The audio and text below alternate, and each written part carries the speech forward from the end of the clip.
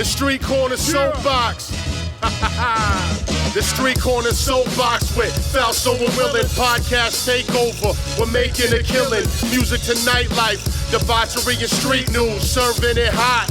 We are some street news, movies and mayhem. The craziest guests, words from chaos. Get it off our chest, Rhode Island, worldwide, dark corners in all places. Speak how we live, radio show, smoking aces. Ladies and gents, for the people we're talking. Take the show on the road, right where you're walking. Yeah. That's right, ladies and gentlemen. Street Corner Soapbox Podcast coming to you live. That's right, boys and girls. Street Corner Soapbox. Now, we all know during this crazy time with the pandemic, businesses are struggling. So we're here to support local businesses, and we need your help to do so also. That's right. So subscribe to our Patreon, become a member to help support the show, and receive exclusive episodes and bonus content, as well as discounts on merch. That's patreon.com/streetcorner_soapbox2020. Follow us on our website, streetcornersoapbox.com. That's right, boys and girls. Street Corner Soapbox. Everybody lately has been asking us about merchandise and clothing, so we brought it to you. That's right. So check out bonfire.com/street-corner-soapbox. Guys, we got everything from t-shirts, hoodies, crew necks, three-quarter shirts. We got women's Razorbacks, football jersey, and we got more to come. Everything, sizes from extra small to 3XL. So make sure you check out the website and support the show. StreetCornerSoapbox.com. That's right, ladies and gentlemen. We are back. Street Corner Soapbox Podcast. I'm here with my brother, Lord Willin. Yo, what's the word, man? What's going on? Ain't shit. Big special guest tonight. Yeah. Hoya Roc. Yeah, my brother, Yo. What up, OG bass legend, Hoya Roc, Madball. What's up, brother? Yo, your homeboy got an official fucking announcer voice. Yeah, dude, that's from the strip clubs. That's from strip club. That's right, boys and girls. We got Cinnamon, Monica. That's I swear to God, at first I thought it was a Jimmy Lennon, and I had to go into the commercial. I said, "Oh shit!" Yo, man. That's how you used to get jobs back in the day. They didn't give a fuck what music you played. They wanted you to sound good, so you had to. Hell yeah, Sound like that typical strip club DJ voice. Yeah, man. Yeah, that's just offensive. I'm gonna tell you, I worked with him at a couple strip clubs, and fucking, it would get annoying after a while because I'm like, here we go, every fucking 2 seconds, fucking. Here we go. Yeah. Yeah, whatever works. Yeah, bro. Fake it till you make it, bro. But yo, man, I'm glad to have you on, bro. It's an honor. Obviously. I'm a big Madball fan, one of my favorite bands of all time. And thank you. You know, also, you know, you're a brother of mine and a friend, and I'm glad you could come on. Yeah, man, absolutely. Yeah, hell yeah. You know, like I be locked down. I'm not on the road anyway. I'm locked down. I'm basically doing fucking daddy duties with my sons, so just holding down the house. But I'm here. No doubt, bro. Yeah. Always down to talk a little shit. Yeah, bro. Well, you know, you're doing your own thing with your own podcast too, Smokin Word podcast. We'll get into that. Yeah. I've been hitting that shit hard, trying to stay busy. That shit helps keep the brand alive. No doubt. You know what I mean? And it's like, you know, you feed the baby, we feed the seed, not just us. Yeah. Everybody doing it. You know, the whole movement. That's what it is. You know, we give a little, and the shit grows. Yes, sir. Feed it, and it gets bigger. You know what I mean? In every way. How we got into it? Yeah, it's a big network, man. It's all love, man. It's all networking, bro. I've seen more love with this shit than anything, dude. Like, everybody's so supportive, and it's fucking. Yeah. It gives like more fuel to the fire, really. Definitely. Yeah, and you know, you give back, people get entertained, they give back in a different avenue, and you feed your whole movement, the whole scene, and that shit grows. You know, it's like that's how that shit works. You know what I mean? Exactly. Yeah, bro.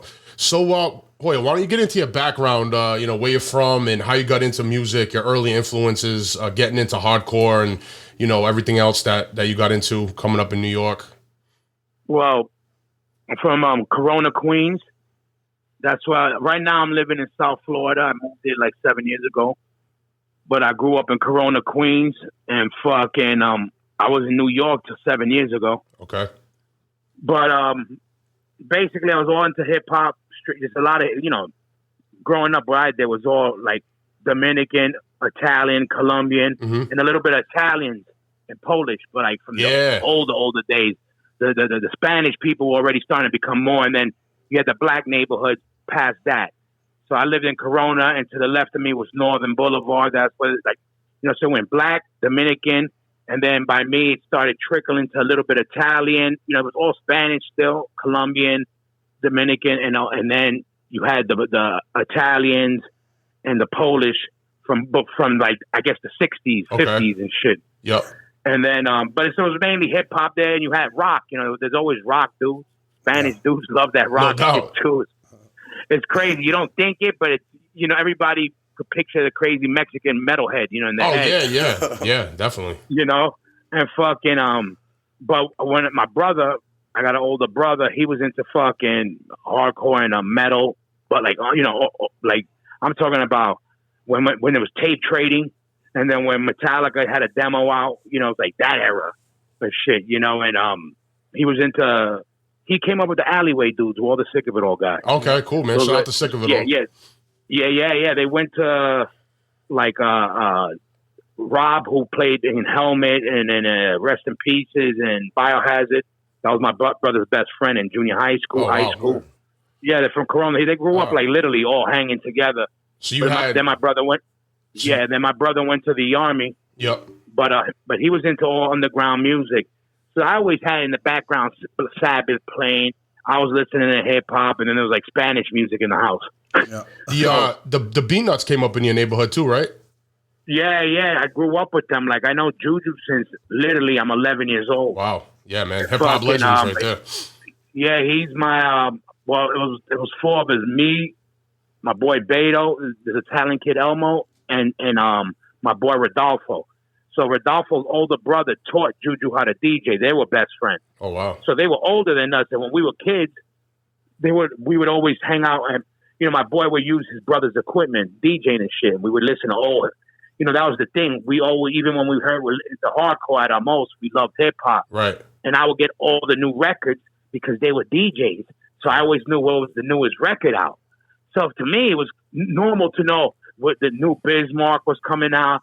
PE before it dropped, we had the EPs, when like early shit, and because they were Juju and Jose, they were fucking DJs, and they would get all the new records. So we'd be listening to hardcore and metal and hip hop, and they would even be like, Juju was always like, yo, that shit is crazy, but he was never like, fuck that shit. He was always into music, records. Yeah, man. So you basically... So we were always... Yeah. No, go ahead. I was going to say, so you basically saw the Beatnuts coming up, too, as you were getting into it and doing your thing. Yeah. He was older. Like, it's a funny story. Like, Juju actually... We were looking at a studio in Queens for my first band, Demise, to do a demo, and Juju came along just to check it out. But he basically was the first dude I know that made it. Yeah. That fucking... that. Because I remember he was like, yo, these dudes, they want all, they love our shit. They love our beats, and it was Native Tongues. Okay. It was Jungle Brothers and all those. Yep. That's how Beatnuts got kind of found, was because of Africa and them. Okay. It was like, yo, these dudes got dope beats, and they got a lot of shit like that. And then I remember him like, yo, there's this ill kid. You got to see him. He's a little kid. His name is Chi Ali. He kills it. Oh, yeah. That was like when he was little, and then he did that, and he's like, yo, Moni Love drop. I'm doing a whole record. We were like, yo, you made it, nigga. You made it. You know what I mean? It was good. But fucking, we were always then basically just because coming up, my brother, he was into hardcore metal. And then I went to my first show when I was like... between you and your brother? So, he's about, I want to say maybe 6-7 years older than me. All right, good. Some shit like that. And, he was I went to my first show when he was in the Army. I went when I was 15. And then I was like, once I went to my first show, I was hooked. It was a wrap. Like, it wasn't even a question. It was just kind of like, yo, I'm coming back next Sunday. What show was that? Do you remember? Rest in Pieces. And I want to say that, Sheer Terror was right before them. Where was that? Rest in Peace. CB's at 88. Okay, CBGB's. So, it was at CB's around in 1988. Like, so I never say old school. That's like Stigma and all those motherfuckers. Yeah. But 88 was when I first went to my first show, But once I went, it was never like, oh, let me go once in a while. Once I went to one, it was like, yo, it's on. You know what I mean? You were there every week. Yeah, every week. Me and MQ. Oh yeah, shout out to MQ, man. You know, legendary graffiti writer. For those that don't know, bomb the system. Yeah. which brings us to our next question. So we're trying to get you to talk a little bit about the early days in the graffiti in New York, the old school New York, like old school, Lower East Side, shit like that. Yeah, tell us a little bit different now. Yeah, no, that was the spot, man. It was like, again, like, you know, it was still like the old days, like when people now, when I was coming up, people consider that the old days, but I consider the old days like when Stigma came up. Yeah. But the Lower East Side was the same way when we were out there, when that was our backyard. Like literally condemned buildings, you know, junkyards. You don't even see junkyards no more. You know what I mean? You know, they don't even exist. Back in the day, that everything, you know, the whole LES was like a junkyard, dude. Like that shit was not even a joke. Yeah, it was a war zone, right? I noticed it now more when I see pictures of it or like record covers or pictures of us hanging there. I'm like, yo, that shit was fucking like, you know, it looked like, you know, a bomb blew up in it. You know what I mean? And it was like that. Mad junkies, mad drug dealers, and like artists, punk rockers, you know, skinhead dudes, gay dudes. You know, anybody weird in general, if you weren't normal, you were down there. Squats, right? A lot of people squatting in fucking abandoned buildings. There was a lot of squats. Like, you know, Freddie and Roger came up in squats. Right. But you also, people got to know this about squats. Not every squat was like just some rundown, like with rats running around and junkies in the hallway. Like some of these squats were basically, you know, what happens is these owners, they torch it or they you know, there was a lot of like insurance deals back there, and slumlords would let the city take over the building, right? But the city wouldn't do nothing with them. So a lot of these places, what they would do is you get these hippie families and carpenters and artists. They would take over these buildings and they would renovate it, except it didn't have no city, you know, what do you call it? City laws you had to deal with. Yep. You know what I mean? So. Like Roger and Freddie lived in a squat. Well, that's what we came up in, hanging out there. That shit was a dope apartment. Right now, that shit was dope. Like they had a TV, a telephone. Like, you know, it wasn't like junkies in the hallway. It was nothing like that. It was just a little rundown on the outside, and the city had nothing to do with it. Yeah, I mean, to live there now would probably cost you, what, $3,000 a month or something like that? Yo, we would have had $3,000, $5,000. $5,000 a month. Nigga. They were living here for free. That's squatting. They were living there, exactly. And then it was like dope. Like it was all artists, you know, families, like low income, but everybody pitched in to work in the whole thing. You know, there was something, but there was also those junkie squats too, though. You know what I mean? Yeah. But there was different degrees of it. You know, to me, it was people would be like, oh, that's just, you know, an apartment in the hood. But it was literally a squat that they came up. But guys like Roger, they came up and they lived in some wild squats back in the day. Like, that's some other shit. You know what I mean? Yeah, he talks about it in his book. I've heard stories from some of the fellas about those squats. Yeah. Like, but it was all in the LES. You know, it was like normal for us. Like you didn't have to be shook. Yeah, like not for us. Yeah, it was just kind of what it was. You know what I mean? You don't even think about it like, yo, let me watch. There's a lot of drug dealers. There's a lot of this, that. You know, even though, you know, we're dudes living there and we had nothing to do with the businesses on the streets there, right. But we were hanging on those streets, you know, and then we weren't all hood kids. We were hood kids without being just hard rocks. You know what I mean? They were like, oh, all these skin dudes, all these punk metal dudes, and some mixed in whatever. So, but it was never a problem. Like, it's funny how that shit works, you know, like, you know, if you were, like I said, if you were a weirdo, you lived down there. Right. Or whatever you want to consider now it's nothing. Like, but when it wasn't normal to have colored hair, no hair, you know what I mean? Yeah. Tattoo, fucking, you know, and all that shit. Yeah, bro. But it was fucking crazy. Why don't you speak? Actually, you just brought something up to me. You know, like you mentioned skinheads, right? Now, a lot of people, maybe people that are listening to us, might not really know. They might hear the word skinhead and they think one thing, but how you came up when you came up in real skinhead culture. You know what I'm saying? Yeah. And you know, the media is always focused on the negative side of that. You know what I'm saying? So maybe break it down a little bit quick, you know, just about that. Yeah. Yeah. Well, basically, that shit is, that whole shit came from a Jamaican influence on English kids. You know, where they came with a music, a style of dressing, and the English kids from the hood, their hoods were, you know, poor neighborhoods. It was like hip hop. They loved it. They got gravitated to it. They had a fucking, you know, it had violence and, you know, mixed in with it, but it was more of a lifestyle.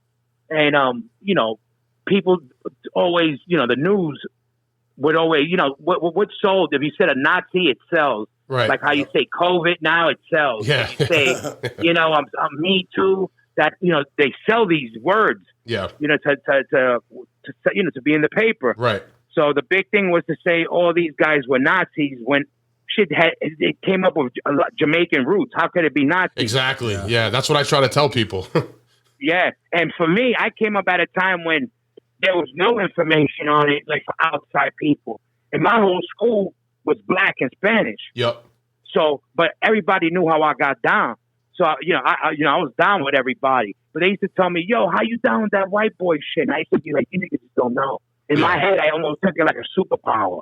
Like, I ain't even explain it to you because you ain't gonna get it. Yeah. And you niggas just don't know. But niggas knew how I got down, and I was down with a lot of people. They just were like, "Yo, that's wild." Then what happened? Yo, you wear these big ass boots. Yo, you shave your head. Yo, you wear an army jacket. Yo, you crazy. What happens 5-10 years later? Everybody's rocking boots. Everybody's shaving their head. Niggas is rocking army jackets. I'm like, you know what I mean? But it came out of a music culture. You know, then, you know, racist people took the look. Right. It was because of political shit. You know, people like now, you know, they say, you know, if you like the right, you know, if you like Republican or not, automatically they will label you, if you're Republican, like right wing over there, they'll say, "Oh, you're a Nazi, you're this, you're that." Right. So people used to turn up and be like, "Oh yeah, you think so? All right, then fuck you. I am gonna be," you know, and then they will overdo it on that side. Yeah. And then the other guys overdid it on the whole. Not saying Sharp was overdoing it. Mm-hmm. You know, that's, you know, skinhead dudes that were against racial prejudice. Yep. But then people went totally that way. You know what I mean? It became like a side kind of thing when they used to be like, nah, it was just a crazier culture that came from the streets, from kids. Yeah, I think I think it's important for people to know the real history of the skinhead culture, because the stereotype is the racist Nazi shit, and I've even had people ask me, like kind of the opposite. And even like, I'm sure you could talk about this too, is like AF went through that period where people were writing about them that they were a Nazi band, but how can they be a Nazi band when the lead singer's from Cuba? You know what I'm saying? Exactly. Like, it doesn't even make sense. Yeah, you know, the whole point is to get to a point where you say, "Yo, I'm proud to be American." They want to lump you in with fucking rebel flags and fucking lynching. Right. When it's like, no, it ain't like that. You know, it may be like that for you in your head, but it's not like that in reality. You know, there's different degrees of all that shit. Sure. But, you know, back then, you know, people used to tell me that all the time. How could you be Spanish and be a Nazi? Or, yo, you don't even know. But it's like, you know, it's like talking to deaf ears. Yeah, exactly. Because then the news is selling another thing. Well, they don't get the culture. Geraldo Rivera. Yeah, they're showing Geraldo Rivera getting a fight because he got a bunch of boneheads on the show. Yeah, right. Of course. Right. But look, you know, and you know, there's a great documentary. It's probably on YouTube. It was done by an English, you know, documentary on skinheads. Yep. And it had this old I forgot homeboy's name. This old dread, and he was in one of these old ska bands or old ska, you know, writer for magazines. But he drops the history perfect. You know the name? Yeah, what you know the name of that? Because I would like to check that out. I don't think I've seen it. You know what? I don't know it off the top of my head, but if you put skinhead documentary, BBC, that's the English thing. Okay. It'll definitely come up, and you'll know it's an old black dude with dreads. You know, you could tell he even has a good like narrator voice. I want to say he was in a band. He was somebody. Okay. But he fucking breaks it down, you know, and the right way because he was down with the movement. You know what I mean? It wasn't just a journalist dude kind of. Yeah, yeah. There's also a movie too. I don't know if you've seen it, Made in England, and the movie's based on basically the early skinhead scene in England and how the Nazi kids came in and infiltrated it and turned it all around. Yeah. Because you know that's the whole shit with like Screwdriver, which is a band known being the most racist band because they turned into this big Nazi band or whatever. But you know, a big part of that was this. Their first things had nothing to do with racism. Like their first 7-inch, they were like so punkish. What happened was the media started saying, yo, they have a lot of right-wing ideas. And then them being punk rockers, I'm not protecting them either, but this is part of their whole come up. Them being punk rockers saying, yeah, you motherfuckers calling us that we're going to turn up. Then they went overboard. And then they started believing. But, you know, it was a media thing partly also. Not saying that they weren't down with that, but I think in the early days they turned up, you know what I mean, to you know, they did a 6ix9ine. Yeah, you know what I mean? Jesus, they acted like something. You know, they acted like something and they started believing themselves. Yeah, the media fed that fucking monster and they helped create it, right? Exactly. And then it gave them a crowd, a big crowd, blah, blah, blah. Now they started believing their own bullshit. You know, 6ix9ine was always a rat, but he blew up and we got to see it happen. Same thing with these boneheads. That's you the know, truth. Same thing, but if they didn't do that, you wouldn't know the kid was a rat if he didn't try to get in the lifestyle. Same thing like this dude. Yeah, maybe he had some beliefs, but if he had no platform, he would just be the guy at the gas station or whatever. You know what I mean? Yeah, no, definitely, bro. That's an interesting point you just brought up. Yeah. A lot of people might not realize that, but that's the truth. You know, there has a lot to do with it when you got people, when you have an audience, you're listening or whatever. You know, it's a different animal. Fucking people love the fucking kid, dude. Yeah, like, I don't get it. The guy came out of fucking jail after the fucking rat on everybody and fucking sold some crazy amount of fucking. You know what it is. You know that whole era is done with. Like those old codes. Yeah, wow. Are done with. It's unfortunate. These kids are making excuses. They're making loopholes for all these codes that were written in stone. Right. Now they have an excuse. No, but it's this. But if they killed your, if they get this, if don't get in the light. Right. No, don't get in the light. You just said it, bro. You just said it. You know, if you're a civilian, the police are there for you. If you want to live some street shit, that shit goes out the window. Yeah. No, you listen. Everyone just listen to what he said. Rewind that shit because you just fucking said it perfectly, man. That's exactly how I feel. And it's just what it is. It's like people don't, if you say you live by that code, then you got to die by that code. Yes. It's just what it is. There's no excuses if it's right or wrong. Right. There's no excuses. And when he was on the phone calling, people up saying, "Yo, I got 10 racks on you. Handle this. You got that." Yo, he was trying to be a don. Right. You want to live both lives. Like, yeah.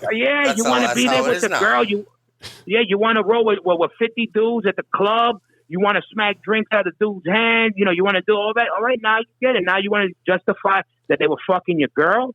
Your girl. That means you weren't doing right by your girl either. Yeah, right. Exactly. Oh man. You know what I mean? It's like, because of that, it's like, it's kind of like, well, that's the circle you keep, motherfucker. Yeah, yeah, that's true. 100%. You know what? He was blind to it because of his own, for himself. I'll make an ego thing. Yeah, absolutely. No, definitely. He's a little dude who probably got picked on his whole life. Yeah, you know what I mean. And then now fell into a lane, and then all of a sudden you got all these dudes, all these blood, all these people behind you. I was like, yeah, bro, it's insane. And the thing that got me is once it came out, like the clubs were still open at that time, so I was working. And I said to a couple DJs, you said it to me. They were still playing his records. I'm like, yo, how you playing this shit, man? This guy's a fucking. Yeah, they don't, I'm like, what the fuck? Yeah, and then there's people doing songs with them and say, it ain't justifying. Motherfuckers don't pick a side. They ride that gray area shit. I know. That's nowadays is all middle motherfuckers like that. Yeah, but with that, man, you gotta fucking pick or choose, man. You know what I mean? Like, yeah. Man, but all right, so let's get back to the music, the hardcore scene. So your first band was called Demise. How did that come about? Basically, it was a bunch of our boys that hung out. I never, we as a kid we used to say, yeah, we're gonna start a band, but it was nothing like I never played in front of my mirror. I never had dreams of being in a bus. You know, it was never that. It was just kind of like, you know, and just seeing people have bands. And then before we had instruments, my boys were like, yo, we should start a band when we were in junior high school. We're like, all right, you know, what do you do? You know, my boy goes, I want to play guitar. Now, remember, we don't got no instruments. Mm-hmm. And then my boy, Rodolfo, who's a DJ, we're like, fuck you, we're going to put a DJ in it. Oh, you word? Know, you know, but we didn't have instruments. He had DJ equipment. Yeah. But we were just, because we were homeboys, we were like, yeah, you're going to put a DJ in it. You know, and then I was like, for me, I was like, my brother always wanted to play bass. So I said, I'll play bass. I guess it's cool. My brother wanted to play it. So that's the only reason I picked the bass. So basically, you know, it was a band that we didn't have to get, you know, eventually, you know, I bought a bass and like, you know, my boy showed me how to play Iron Man. And then I started a band like 2 weeks later. Oh, shit. And basically, you know, it was like bullshit band while I was learning how to play. And then when we started all hanging out with a lot of my boys from back then, they were already in bands in the neighborhood. And then they were like, and my boy Jer, we were hanging out, and he knew I played, and he always wanted to be in a band. And one day he was like, yo, let's start a band. We were in front of my stoop drinking, and he was like, yo, let's start a band. And I was like, yeah, all right, fuck it, let's do it. He's like, yo, let's call it Demise, but we spell it with a Z. I was like, I don't care, all right, but what the fuck does that mean? He goes, it means the end. I was like, all right, I guess that's hard, but whatever. I didn't give a fuck. But I remember him saying, yo, do it with a Z, though. That's some hip-hop shit right there. Right. You know? That's all right, and he was a graph. Yeah, he was a graffiti, too, but it was pretty funny. And then, fucking basically we did that. You know, we jammed a lot, but we only did, like, you know, no more than 15 shows in our whole existence because we were banned, you know, from, you know, we were just wilding out. Back yeah, then. wilding out. Yeah, and then we were banned from a lot of places. You know, the city eventually banned us. The whole city? You know, yeah. Wow. We couldn't play nowhere. Like, you know, nobody wanted us. Damn. And then we would play, you know, sprinkle shows there. For what reason, do you think? Fighting? Well, fights you know, a and lot shit? of beef. Yeah. We would go into clubs and there'd be mad beef. We literally, like, clear the club out. Like, you know, it'd be beef with bouncers or, you know, we come with a bunch of dudes and the security holds somebody back and then back then we wouldn't even talk. It would just be, you know, it would be on. Or it would be like graffiti, you know, shit that still happens with us. yeah, right. I know. As grown men. Did you guys putting out any records during that time? Any demos or anything? No, we did a demo. Yep. Back then we eventually did a demo. You know, at Don Fury's, we were kids. We was like, I want to say 16 years old, 15, 16. And we would make demos and I would walk up and down the line at CB's. Yo, 5 songs, $5, the hardest shit. That was my line. All right. And you were just putting that shit out. And you re-released that, right? That came out again, didn't it? Well, yeah, we put a couple of years ago. I put them all on vinyl because you know, a European label wanted to put it out. You know, we didn't do no crazy amounts and nothing like that, but they were like, "Yo, we want to print some and whatever." And I said, "Yeah, it'd be a cool idea to get the artwork." The artwork was dope. So to get it big and a vinyl, it's just kind of special kind of thing. I was like, "Yeah, fuck it, do it." Can people still get it? Is it available digitally or anything? You know what? I don't know. Even we don't sell them no more. We ran out. But to be honest with you, I don't know if you could get them anymore. Good question. I'm sure there's a lot of hardcore collectors out there that might be interested. That's why I bring it up. Yeah, even like me. I'd like to have a copy. You know. Oh yeah, there definitely should be some. Yeah, eBay maybe. Yeah, there'll be some lingering around because it's not super old. You know what I mean? And it was like, so there might be some lingering around somewhere. I'm sure there's people out there that have the original demo too, still. Yeah, I don't even have one. And I saw somebody auctioning it off at one of these record shops, and I wanted to find out what it was going for, but they never got back to me. Because I'll buy it. Demise demo, $500. Yeah, no, I won't pay that for my own shit. Hoya's like, I didn't even pay. I ain't paying for my own fucking demo. Re-release it and then sell it. I'll pay something, but I'll know by looking at it how legit it is because either me or my boy Richie made them. Yep. And I could tell by the handwriting and the folding, and I could tell by all that shit. Yeah. Because we would literally be there with 2 double tape recorders. Hell yeah. You know, in our houses, like the old stereos that had that shit to dub. Yep. And paper that we would have to cut and fold, the cassette tapes. Oh, yeah. You know what I mean? I so we had to do that shit. Yeah. You know, that's at tape era. You have to Yeah, put man. the fucking tape over the fucking things in the cassette deck. Oh yeah, Yeah, you put the little pieces of paper in the front seat. Like, When yo, you brand new tapes, you got to pop them out so they can't tape over them. You know, when you got the Yo. legit, you got to pop them. that's classy. If anybody hears this and got the D-Myers demo, especially the original one, fucking get at us, will you? Yeah, right. Reach Oh, out to yeah. us, Hoya. Let us know. Yeah, definitely. Never say never. So after Demise, you joined up with Madball in the early '90s. Yeah, basically, Demise was. Freddie had moved up to New York around, I forgot 90, 91 maybe, something like that. And Demise was, already literally, it was done on his last legs. We would play a show once every fucking 6 months. And one of our last show ever was a club in Long Island with AF headlining, right? Demise played the bill, and I ended up, basically, guys from Demise and AF ended up in Madball, who played also, and Mind Over Matter, who Johnny LaFada, one of my drummers back for Look My Way, was playing for. We all played with our old bands, all on the same bill, and then eventually we would all become one, which is pretty crazy. Yeah, that's dope. dope. Yeah. Yeah, basically, Freddie was hanging out. We were hanging out already all together.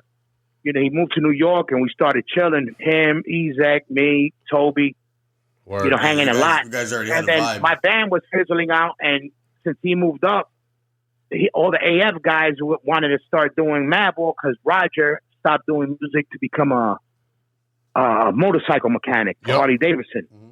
So basically, they needed a bass player. They wanted to do a couple of shows just for fun, and then they asked me, you down to play? And I was already chilling with them. We were hanging all the time, so I was like, yeah, fuck it, I'll fill in. And then basically a week turned to 2 weeks, turned to a month. Yeah, I know. I've been filling in for 26 years. Yeah, so Roger was playing bass for Madball originally, right? Is that what it was?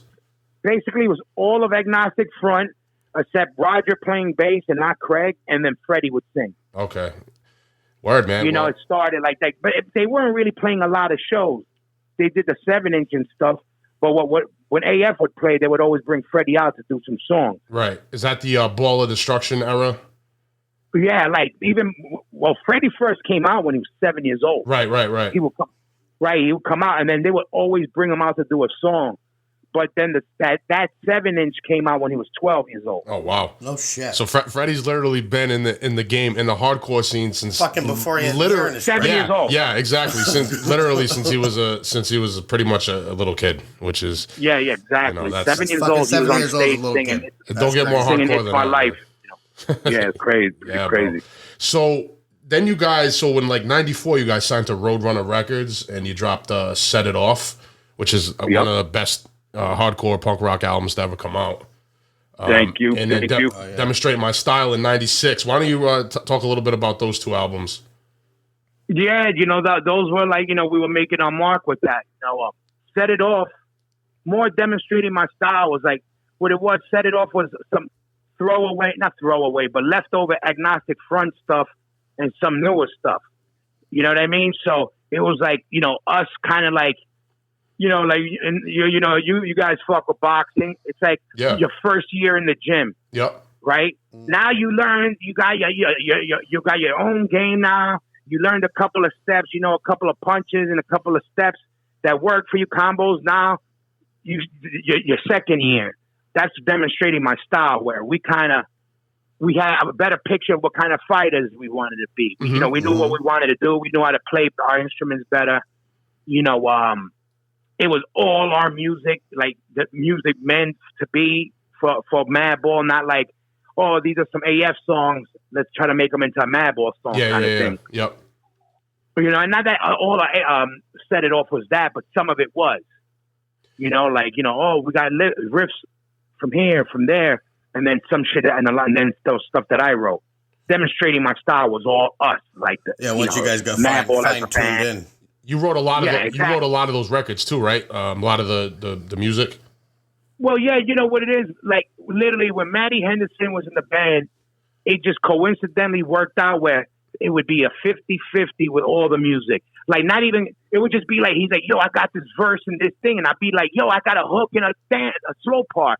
Or I got this song. Or, it was never a competition, but it was kind of like two dudes just being at their sharpest, playing, tennis. Okay. I hit this back to you, you hit it back. It was like, just how it worked perfect. And so all that was 50-50. And I wrote a couple of lyrics, like Set It Off. That whole song is mine with the lyrics. Word, dope, man. That's one of my favorites. Yeah, but I never was a big lyric guy, but I wrote that and maybe wrote a half a verse of some other song. Word. But that was all Freddie. But then when, as the records went on, when Maddie left the band, I took on all the writing. And then that became, like all of it. I got, that's my shit. Like, I don't worry about, about being a technical player in this. I like creating. Yeah. And once I'm on, I can't stop. So my job is to come up with basically I write all the riffs, and I get, if somebody comes up with something that we work it in, if something that works, but, I know I've been in the band, this is going to be our 10th album we're working on. I know what we should sound like, what quality we need, what works, what style wise. So I basically work on that. Freddie does all the lyrics, and then but we build it as a band. And then when we start building as a band, that's where other guys come in where their shit is just as important, where it might be like, yo, let's add this little hook here to go from that to this and try something like this. And they'll come up with something. And that shit is crucial shit too. You know what I mean? Yeah. Oh, yeah. It's like, you know what I mean? Like it all, it's like, a bullet ain't shit without a gun. Right. You know what I mean? Exactly. So this every and the gun and the bullet doesn't work without the hammer. It's like you need every piece to make that shit pop. Right. So everything counts, but I would do all like the big pieces. Freddie does all the lyrics, then we build it as a band. Word. And then it just became that. But those two records were like, Set It Off, put us on the map.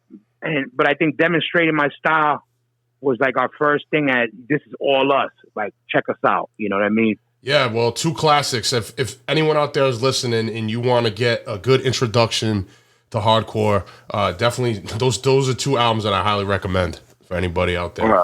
Absolutely. I mean, you can go further back than that, but I mean, I would set it off and demonstrate my style. Yeah, man, definitely. And another thing I wanted to say too is for me, like, I came up more as a hip hop kid, for a long time, and I got into hardcore and punk rock a little later. But Madball always appealed to me too because they have a hip hop vibe, even if they're not doing it intentionally. Yeah. Yeah. Everybody knows Madball. Yeah, no. Yeah, that we all grew up with it, but we never wanted to be a hip hop hardcore band. Right. But we loved a shit with a bounce, with a pocket, because we were big hip hop heads.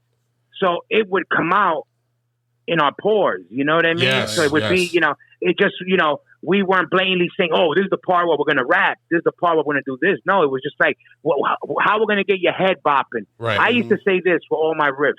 If you ain't moshing, I want you at least to bob your head to it. Sure. If you could bob your head with it, we got you. Oh, yeah. That's good energy. You have to.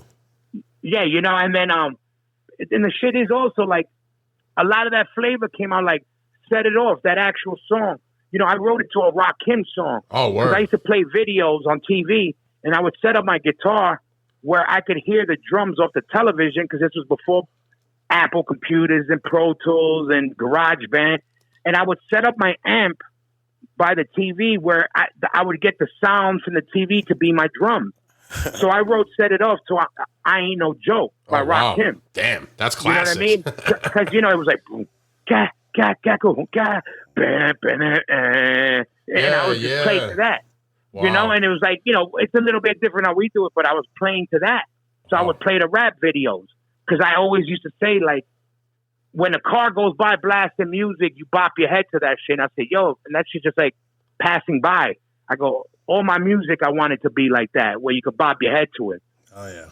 Yeah, bro. That's so fucking, it would come out, and, me and Freddie, we grew up with that shit. So yeah, I mean, that's showing right there that the correlation between the two genres. You know what I'm saying? It's street music. At the end of the day. Yeah, that's why nobody wanted hip hop back in the day. That's why all the hip hop clubs ended up in the hood. Right. Where were all the punk rock shows in the hood? Right. Where they all were allowed to play downtown Manhattan. Where all the weirdos were at. If you were gay, if you were an artist, if you were, a graffiti kid, if you were a skinhead, if you were a punk rocker, if you were a dominatrix, everybody, hip hop kid, break dancer, you ended up down there because it was a spot where nobody thought you were weird or whack for doing something crazy. Yeah. Yeah. It felt a more comfortable environment for people of that walks of life. Like this, this is like where nobody's looking at you because you got fucking tattoos. They think you're gonna rob the joint. You know what I mean? Exactly. No, that's why. It ain't nothing weird to see. A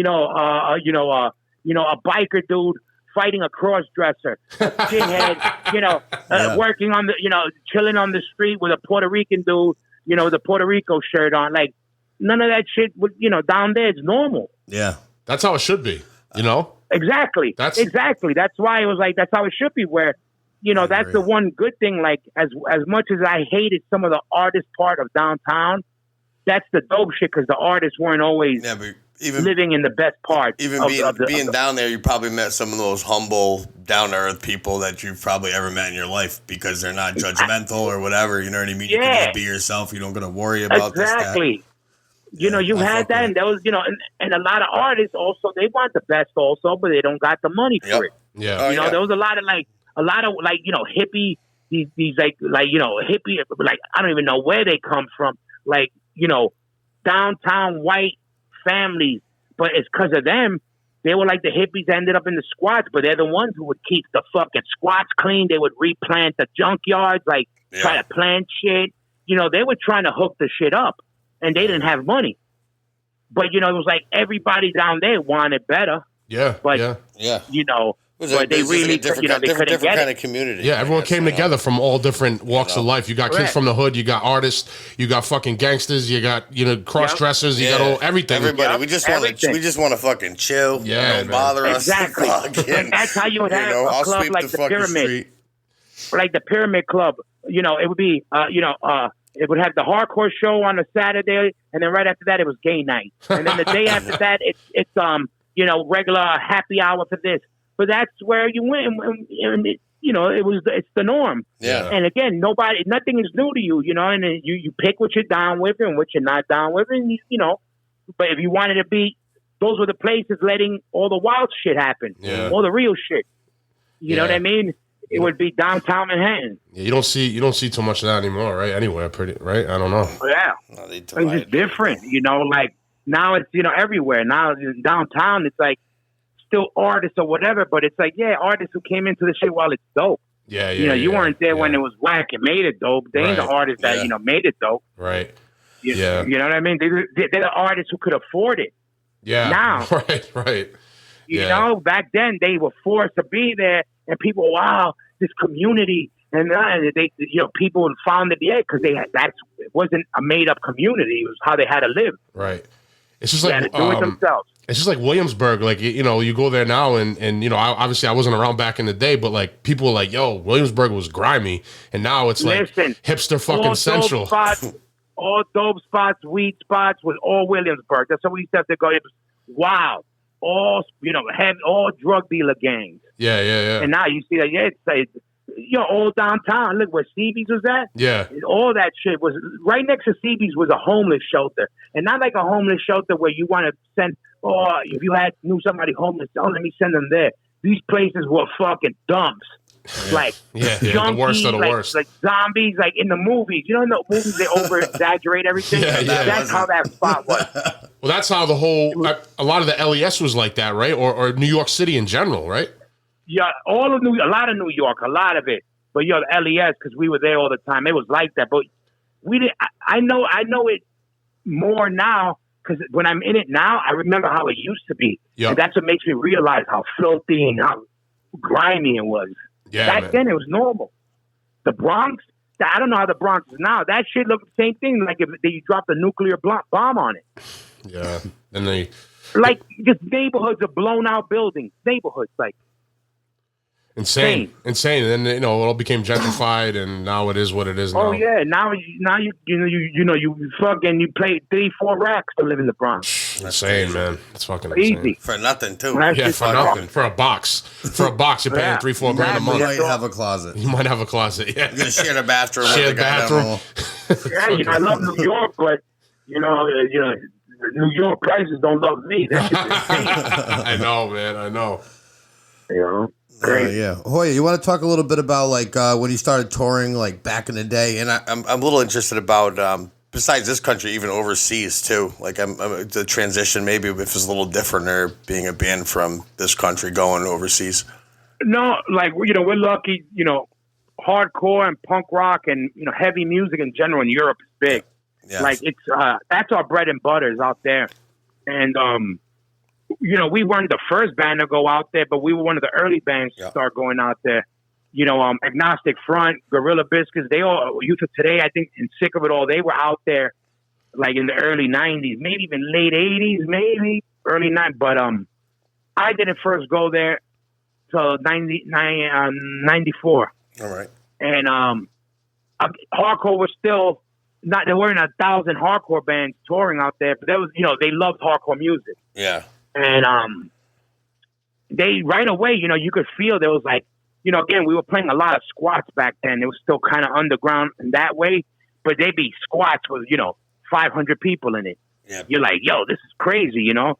And you would play all these shows, real people really into the music, into the lifestyle.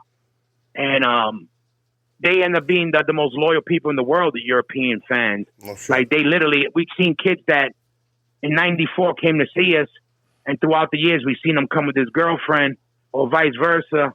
And then the next thing we know, they've seen they're getting married. The next thing we know, they come with their baby. The next thing we know, their kids are coming by themselves. Yeah, that's dope. Yeah, man. So you get to see the different generations.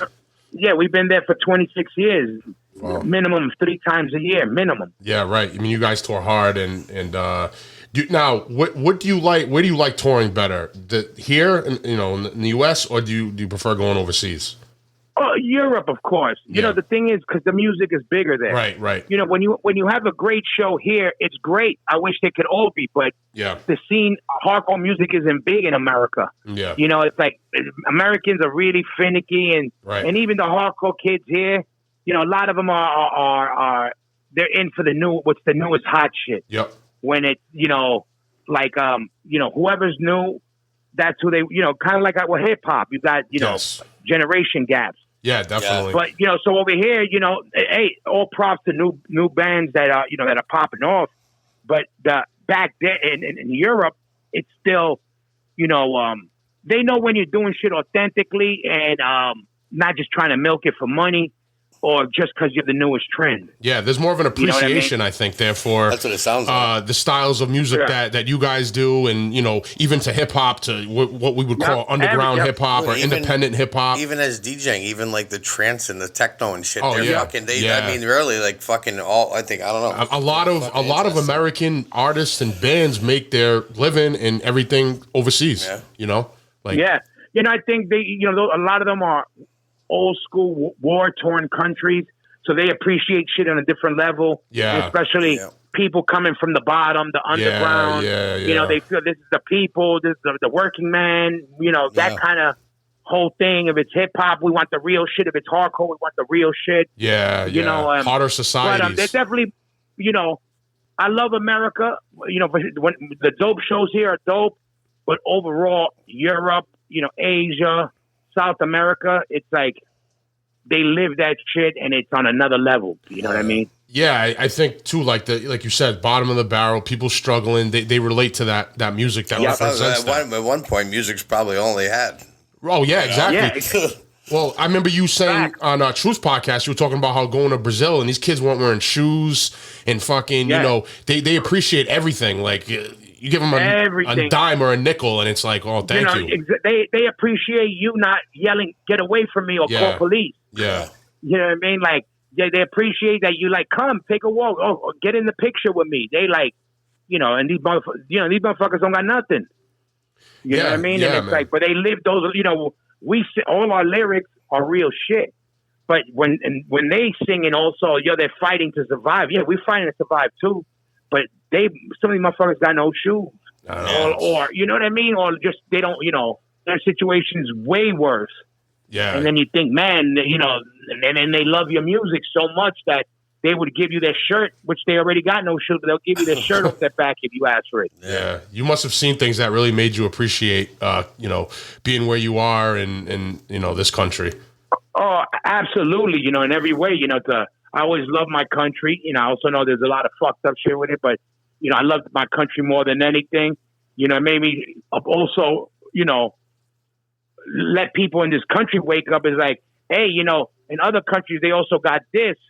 Don't act like this could be something foreign here. Like, a different, mentality with certain things. You know what I mean? Like, if it's health wise and like, that whole, I'm not a big conspiracy guy, but the whole, hey, question everything they tell you. Just don't believe. A lot of that shit's a European thing also. Really? Even though, obviously, a lot of that shit, corruption's worldwide. Oh, yeah, But definitely. The punk rock, the whole underground got a lot of thinkers in it. And they always like, out there, they really fight. Now people are seeing on TV police getting flipped on. Yeah. Yo, over there, they've been flipping on police nonstop since there's police. Yeah, and a lot of the police over there don't carry guns either. Exactly. Like, it's very common in Kreuzberg, where we all have our shows in Berlin. Like, there'll be a riot and people throwing shit out the windows at the cops. Yeah. Well, we've only really seen that to the extreme lately. Yeah. You know what I mean? Within the last 5-10 years. In Germany, that's more. common. Yeah, flipping on them. Because the people still, over there, it still matters where, no, you're supposed to work for us, the people. We shouldn't have to be scared of you. No, absolutely they gotta not. get reminded. Now, do you think they gotta get reminded? Do you think because maybe the police over there, a lot of them don't carry guns, that makes a difference as opposed to here, where all of them do? You know what? No, because those Germans will kill you if they, they could call a squad. Yeah, right. And get you. You know what I mean? Yeah, you remember the wall came? Yeah. The wall just came down in our lifetime. Right. Yeah, that's true. I mean, it's definitely not that type of place with gun violence. Right. But They'll get you it's like how the cops were out here back in the day. They would, there was killings also, but they were more known for fucking you up. They would beat you down and leave you. Yep. Well, guess what? They'll do that shit to you in Germany. And I guarantee you they'll do it in Czech. I guarantee you in Poland they'll do it. Oh, hell yeah. I guarantee you in a lot of these places they'll fuck you up. Yeah, man. I agree. Thailand, they will fuck you up. Thailand's no joke. No. Yeah, those some dangerous, potentially dangerous places if you don't know what the fuck you're doing. Yeah. Oh, absolutely. For sure. And you'll have the old lady saying, if there's a fight in the corner at a bar and the cops try to roll up like it's some big deal, like, old ladies will come out and be like, get out of here. It's under control. It's a fight. Like, because they even know, like, trying to show force could escalate shit. I'm not an anti-cop person either, but I'm an anti-bullshit cop. No doubt. Yeah, no doubt. There's good and bad, just like everything else. Mm-hmm. Yeah. Biggest gang out there. Well, yeah, I mean, it depends how you look at it, but there's certainly cops that abuse their power, and we don't have to go on a tangent about that, but it is what it is. I know good cops, I know bad cops. Exactly. I work with cops, fucking detail officers I've known for fucking years. They're great, Well, I got good friends that are cops. I know cops and I know robbers. But you see, exactly. But you see sometimes how they can abuse their power. Oh, definitely. I mean, check. You know what? I'm fucking Spanish. I get it every time I'm in the airport. Oh, everybody thinks I'm Spanish. But I also know that not every cop is out there listening to a screwdriver when the minute I walk away. Not, right. I know that. So it's kind of like I know what it is. Yeah, man. You're awake to what's going on.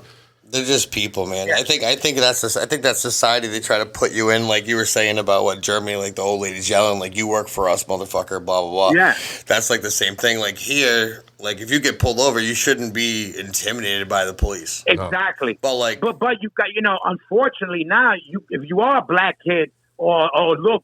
Hood, you better be careful. Oh yeah, you have to. It also depends on where you at, and you can't be a dickhead either. A lot of cases I see, like so don't have a chip on your shoulder. You get pulled over, just put your hands on the fucking wheel, turn the fucking light on. Yes, sir. Because let me tell you, and I'm a Spanish guy. Yeah.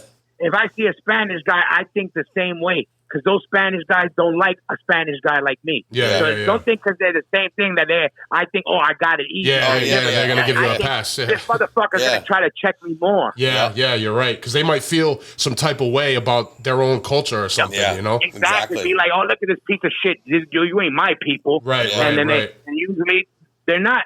We're not the same type of people. You right, know what I mean? No doubt. Yeah, for sure. You know, and that comes out in the thing because, it's just what it is. Yeah, definitely. It's like, are you a jock? Are you the cool guy? Are you a nerd? Are you this?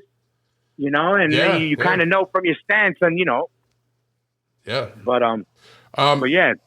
So let's go back to the music a little bit here. So you guys dropped Look My Way in 98, another fucking great album, and Hold It Down, another one of my favorites in 2000. And then another one of my favorites, I have a lot of Madball favorites if you don't know, but Legacy in 2005. Maybe talk about those albums a little bit. Yeah, again, we basically never stopped. We had broken up kind of for a year in between all those years, but it was really, Freddie went to jail for a couple, he had to do a little bit of time away. Yep. And at that time, we felt like everything, again, the scene was really dead, and we felt like, we don't want to drag the name of the band through the mud, and just, do some bullshit version of it. And we felt like everything was against us, our lifestyle caught up to us and everything. And then we were like, maybe we should end it while we could end it on our own. So we basically broke up for a bit. Freddie was in jail. And then when Freddie came out, he was like, fuck that. I ain't trying to get locked up. Let's do the band shit. And if we do the band shit, we got to do it like for real. Yeah, definitely. And then that was our record back. I want to say the Legacy record, I think it was. Yeah, I love that album, by the way. That's a fucking great album. All the records since then were the records that we said, okay, this is a different us. We don't shit what we eat no more. Yep. We're focused on the band. You guys kind of matured. The street lifestyle. Yeah, you guys. Would you say you guys matured at that point, started to progress? Yeah, for sure. We before, our lifestyle interfered with our band. Yeah. At that time we made the band, be our priority when before our lifestyle was. Because it was too crazy, our lifestyle, you know what I mean? Yeah, definitely. And it was leaking into, again, we were like, we had opportunities to do bigger shit, but then we'll go there and then half the place will get wrecked. Who the fuck is going to want to fuck with us? I've heard the stories, I know. We shot ourselves in the foot in that way, but we also, people know who the fuck we are and know how we get down because we never changed. Right. And we also, we don't deny nothing. We just never quit. Yeah, it's tough though with having a band like that. I mean, somebody's on this. God forbid you go somewhere, you get into a fight, you tear a joint up, and now this kid he gets violated. He's on probation. You can't tour. This guy, you got to fill in another spot. You know what I mean? It's too much of a headache. And that's what happened. Yeah. Me and Freddie were wilding, and I was like, I felt the other dudes in the band weren't living like that. Then we're like, I can't get in trouble because then these motherfuckers are gonna fuck them over, and that's my fam, and I can't let them. So let me try this music shit out, and then. We were still hustling in the early years of the band. We needed to make money. Allegedly. But then, we left all that shit. And also, around that time. And also the sound, too, around Legacy, right, start to progress, get a little heavier, maybe a little more metal influence. Yeah. The metal came already, I looked my way. Because I always loved metal. Yeah. But, Madball was had a bunch of old school dudes in it. And I never wanted to, I had to bring it in slowly. Yeah. And then they all like metal shit too, like vibes in it. And then we would little by little bring it in the mix. Yep. If you hear Look My Way, that shit's very metallic and dark. Yeah, and then little by little we started mixing in the more thrash shit and the groove shit with the hardcore shit.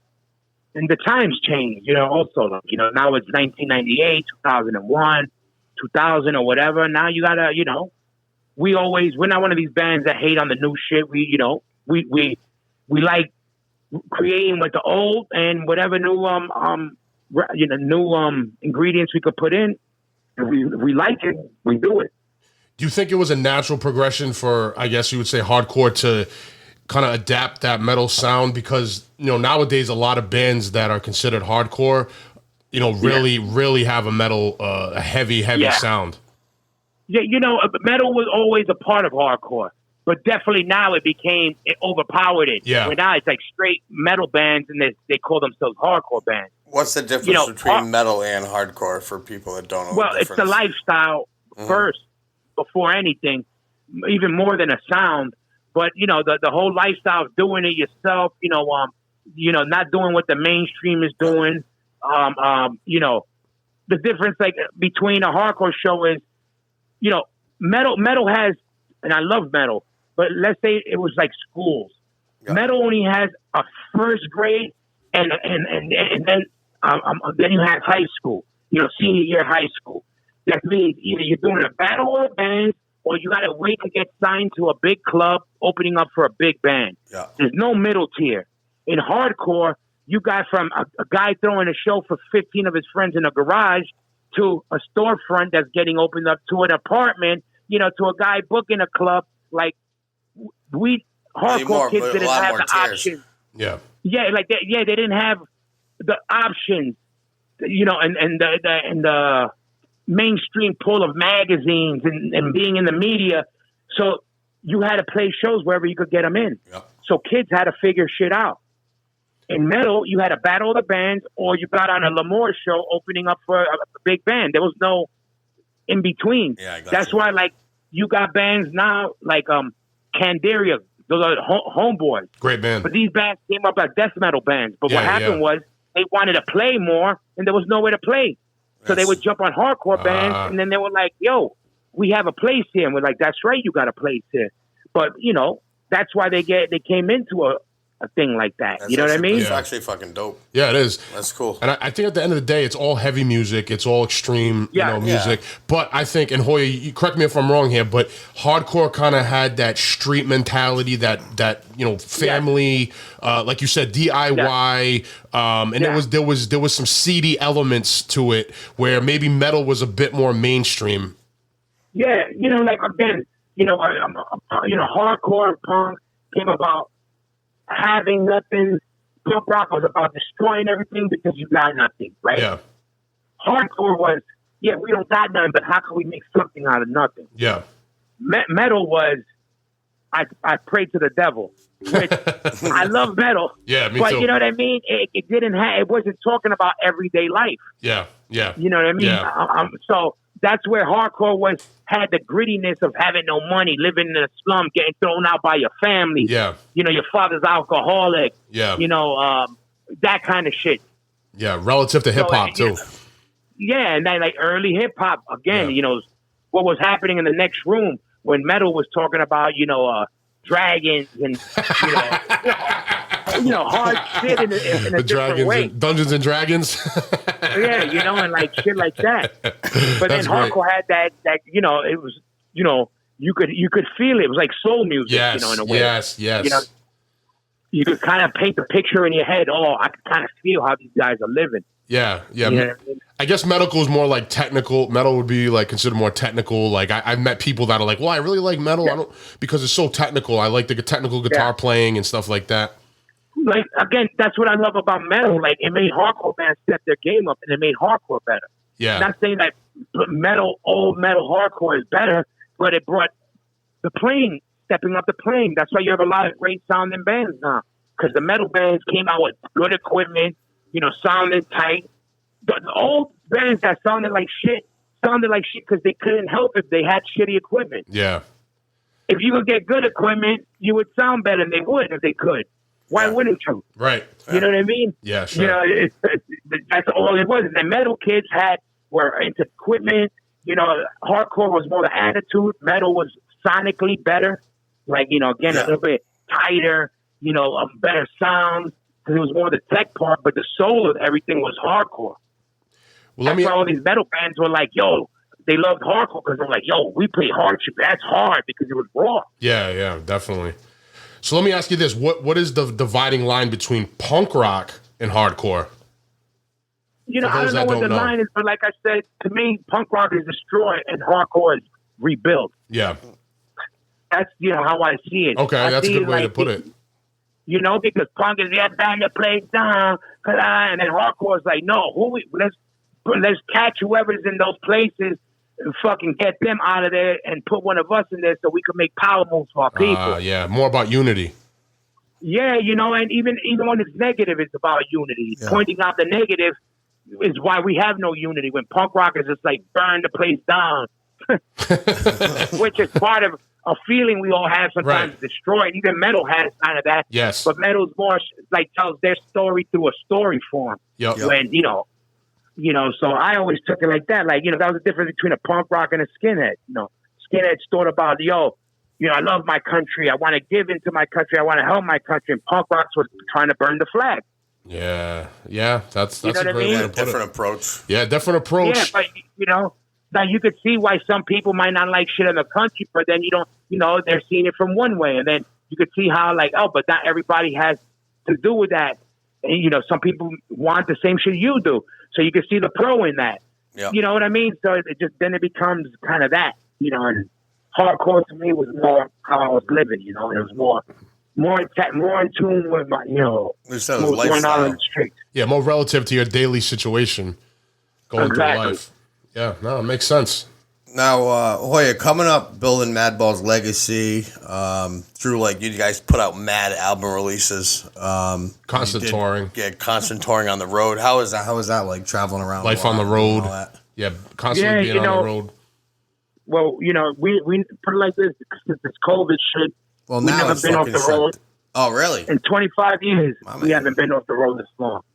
So this is the craziest shit, but it's hard, we love seeing new places and we're lucky to do, but it's hard, man, Yeah, now it's all fucked up.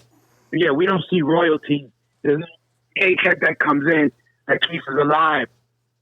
We got to play to make our money. Right. Yeah. So for us to make money, and we have kids now, we got to keep touring and spread it out throughout the year so we have work. And that means traveling a lot.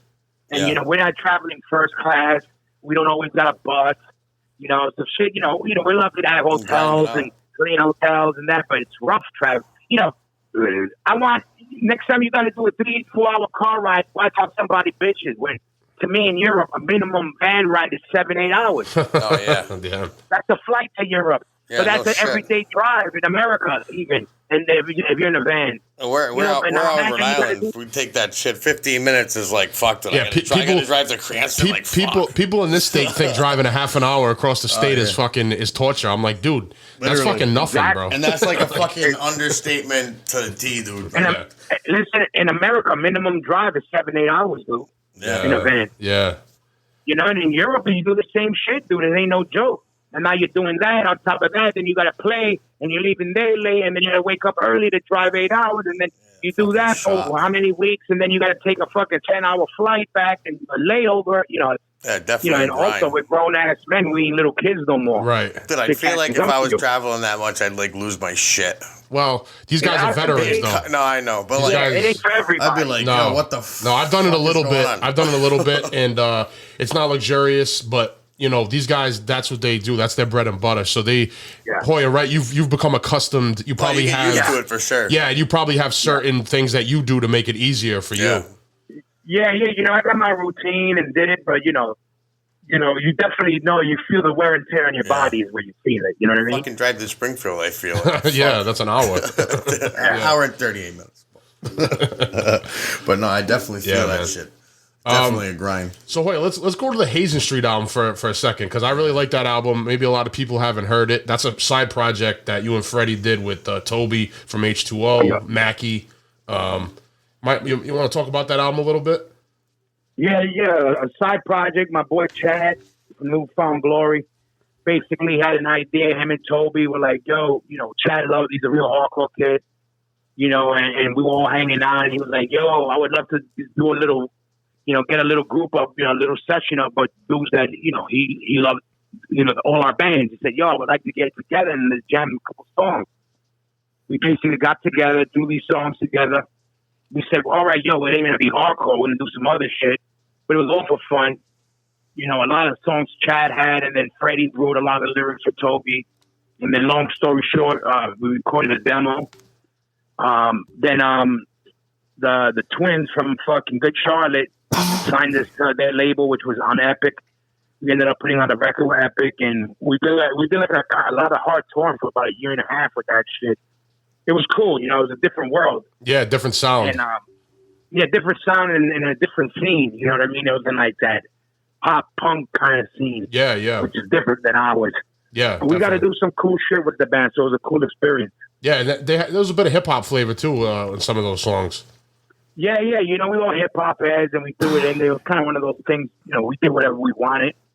You know what I mean? And then that was kind of why, you know, record labels were feeling it because they knew they were like all hardcore dudes, but the sound wasn't a hardcore band, and it was something, you know, cool, a little refreshing. So I think people, you know, some catchy songs. So I think, you know, people, you know, felt it.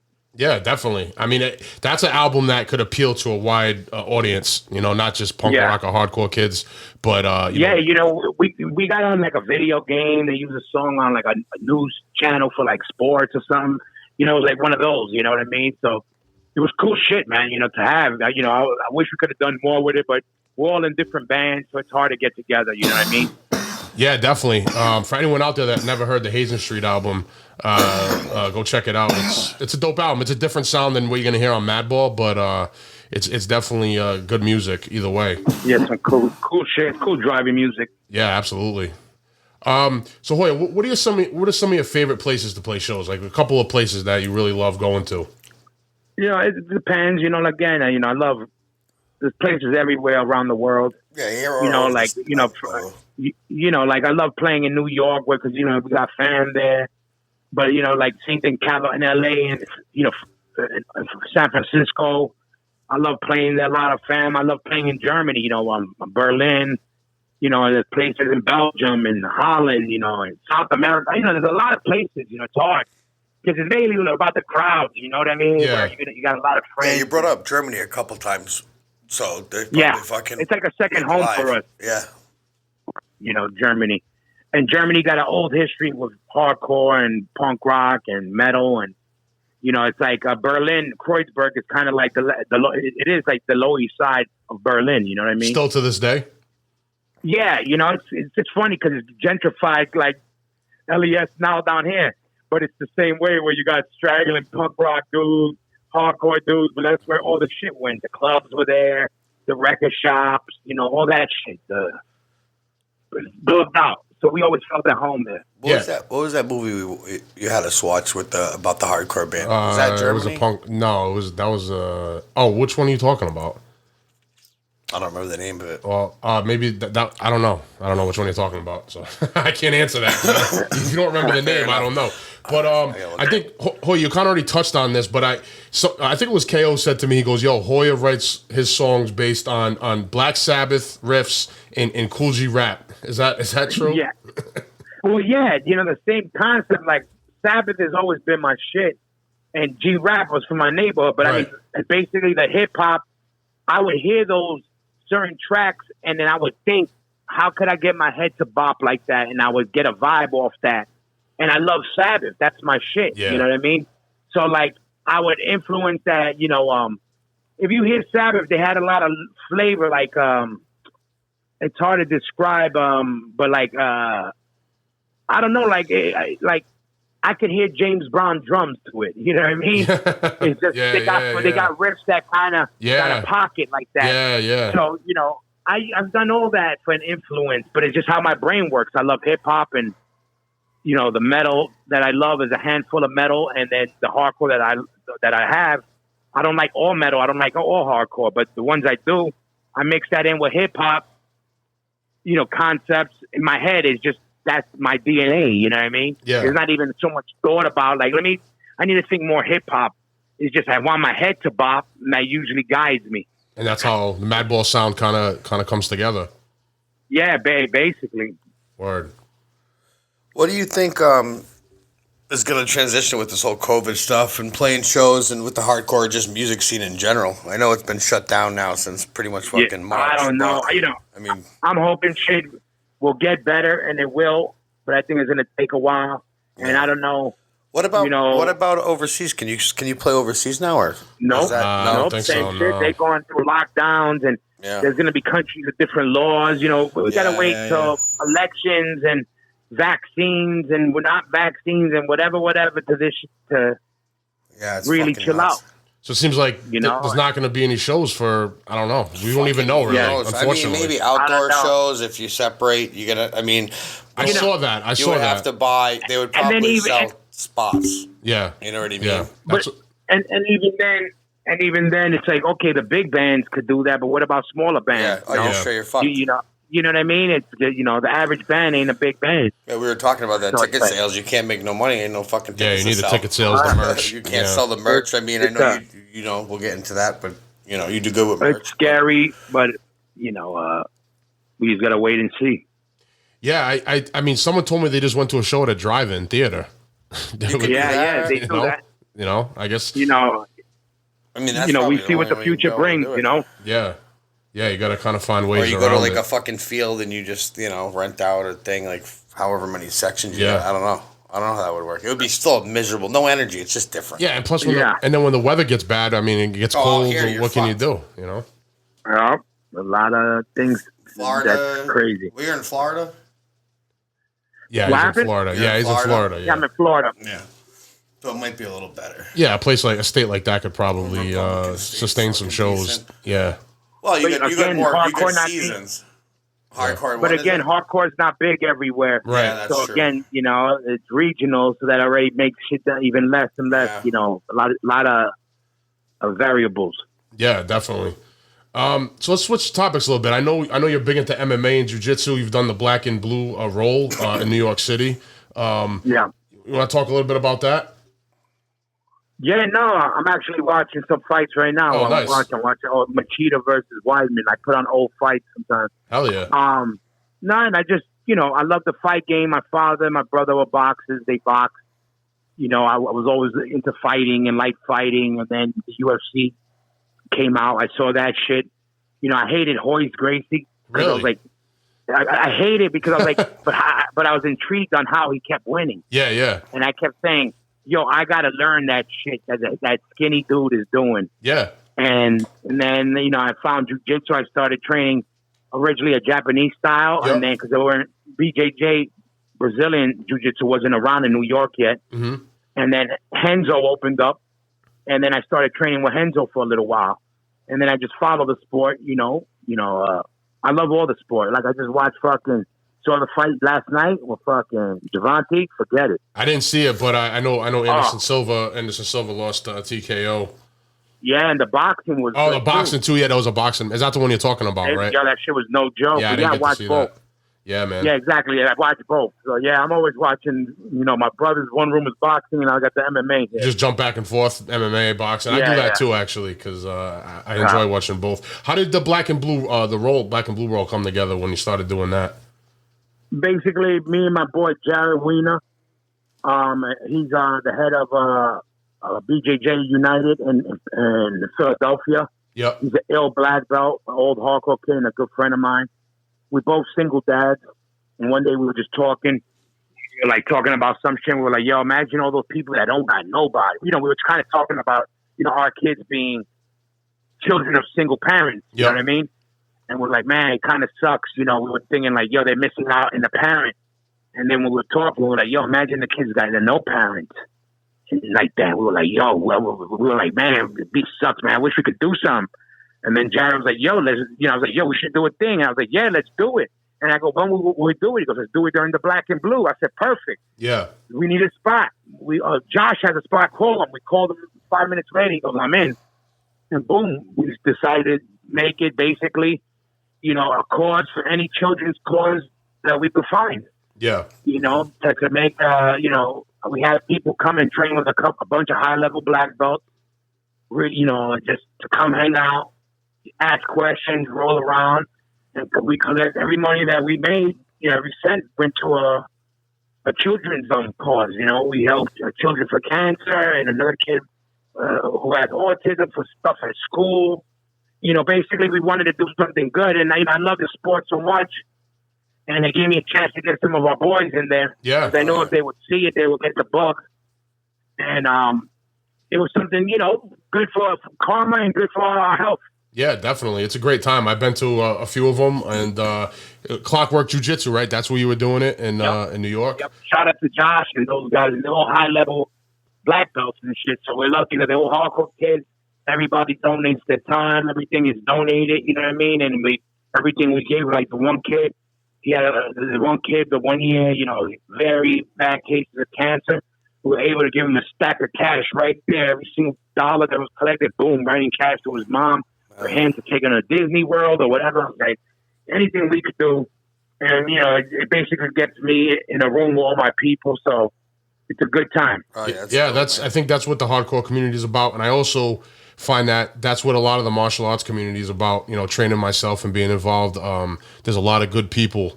And then we can intertwine those worlds, man. It makes for a good cause. Why not? Exactly. Yeah, why not? Definitely. Speaking about intertwining worlds, can we talk about marijuana a little bit here, please? Yeah, well, Hoya likes marijuana. And that's why I was coughing earlier. I'm fucking hitting this stupid pen. Yeah, I've been drying out the last couple of months, but I'm a big advocate and I love it. You use CBDs at all? Yeah, I do. I'm actually fucking started using them more now because I've been training a lot. Yep. So now, now I got more places for that. So I'm always trying to find the best one, what's popping out there, something good. But I back all that shit. CBDs are great. I mean, even training too. I mean, I've used it in fights and shit like that. But it helps like inflammation. Yeah, I'm trying to find good ones. I'm an older guy and a big guy, so I also like to fight the quality shit. Out there. Yeah. Yeah, and you like the edibles I love too. All that shit. You like the edibles too, right? I know. When Hoya comes Madball comes into town, it's like, we always bring through the edibles. You know what I'm saying? Oh yeah. Next time you're in town, I got you. Hell yeah. Like me, like the van rides, especially because we have a lot of long van rides. You eat edible. Actually, that is exactly how it would fix my whole travel thing. I'd just be fucked exactly. up. shit like that. So. I don't drink. I don't really drink anymore. As a kid, when I was young, I did, but I could control myself better without drinking. So it's more. It's more. Edibles, blazing is all my thing. Edibles are good for shit like that. Yeah, if you go backstage at a Madball show and you see a puff of smoke, a cloud of smoke, it might be Hoya Roc underneath it. Yeah, exactly. Definitely, I'm a fan, and that's my thing. But I've been dry for the last couple of months. Drying out for a little bit because I've been just training and dealing with house shit. I dried out because of this COVID. I can't afford to smoke fucking 2 ounces. This guy was smoking 2 ounces a week. Now it's like I'm fucking smoking an eighth. I'm fucking stoned. I haven't been stoned in years. I was just high all the time. Exactly. It's the same thing like that. Like I did to do a class from a pen. Now I get lit. But I do that. Again, I don't have to quit anything for nobody. Anything about that. It's about when I want it next. For the right situation, the best quality, and all that shit. Oh yeah. Well, now it's crazy. I mean, back when you're fucking kids, dude, like it was in prohibition until fucking 10, 12 years ago. Exactly.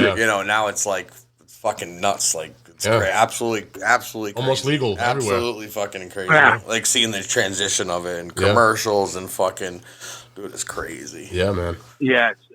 So, but I love it. I'm do whatever you do as long as it ain't fucking up your home life. Right. You can do drugs. Don't let drugs do you. Well, I don't even consider it. I mean, weed. I don't call it a narcotic, man. It's medicine for a lot of people.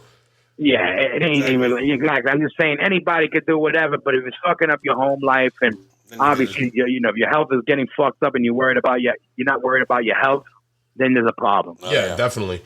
And there's a limit to everything. And speaking of smoking, you started up the Smokin Word podcast. Why don't you talk about that a little bit? Plug the podcast. And, I basically had called the Smokin Word podcast. I had it about 4 or 5 years ago, but technology was way harder back then. You needed a tape recorder and this and that and all this shit. And it was hard for me to keep up at the time, but it was something I always wanted to, I liked doing it and wanted to do. And people were feeling it, but I never, I let it go for a bunch of years. And then during the COVID shit, it gave me the time and the technology caught up where, I could catch up and really, I miss doing it and it keeps the brand alive. And like I said, it keeps feeding the people, the scene. And it helps keeps, the band, my web store, it helps, stay in the mix. And it keeps me busy during all this shit. You know what I mean? Yeah, bro.